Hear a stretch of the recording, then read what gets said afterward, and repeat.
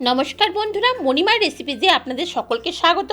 আজকে আপনাদের কাছে 10 মিনিটেই তৈরি হয়ে যাবে এমন একটি দুর্দান্ত স্বাদের রেসিপি নিয়ে এসেছি, যা ছোট বড় সকলেই একবার খেলে বারবার খেতে চাইবে।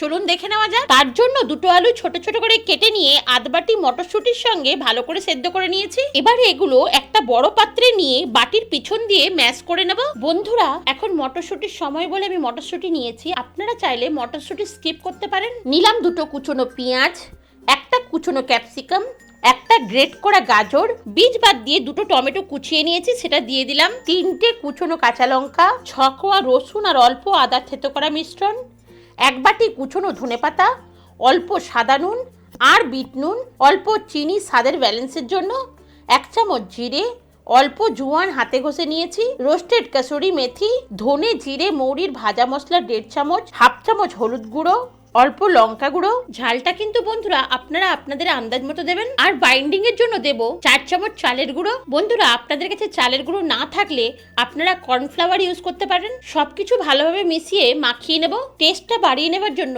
একটা বাটি নিয়ে নেব 2 চামচ সাদা তেল আর অল্প হিং সমেত তেলটা গরম করে ব্যাটারে ঢেলে দেবো। বন্ধুরা, এর ফলে ব্রেকফাস্টটা হবে ক্রিস্পি অ্যান্ড টেস্টি। এবার সবকিছুকে ভালোভাবে মিশিয়ে মেখে নিতে হবে। আমি সবকিছুকে ভালোভাবে মেখে নিয়েছি। এবার একটা পাত্রে নিয়ে নিতে হবে 3 চামচ বেসন আর 3 চামচ আটা, আর নেব 3 চামচ দই, অল্প চিলি ফ্লেক্স, প্রয়োজন মতো বিট নুন, কিছুটা কুচনো ধনেপাতা। এবার সবকিছু মিশিয়ে নিয়ে অল্প অল্প জল দিয়ে মাঝারি ঘনত্বের একটা ব্যাটার তৈরি করে নেব। না খুব বেশি ঘন, না খুব বেশি পাতলা। ব্যাটারের কনসিস্টেন্সিটা ঠিক এরকম হবে। এবার সবজির মিশ্রণটা থেকে ছোট ছোট বল তৈরি করে নিয়ে আমি চ্যাপ্টা শেপ দিচ্ছি। বন্ধুরা, আপনারা আপনাদের ইচ্ছে মতো শেপ দিতে পারেন। দেখুন বন্ধুরা, সিম্পল শেপেও কতটা সুন্দর লাগছে।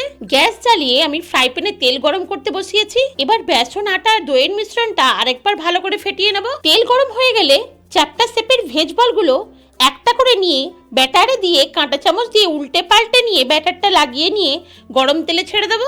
এইভাবেই জায়গা অনুযায়ী চ্যাপ্টা শেপের বলগুলো একইভাবে গরম তেলে ছেড়ে দিতে হবে, কিন্তু একটার গায়ে আরেকটা যেন না লেগে যায়। আর দেওয়ার সঙ্গে সঙ্গে উল্টালে চলবে না।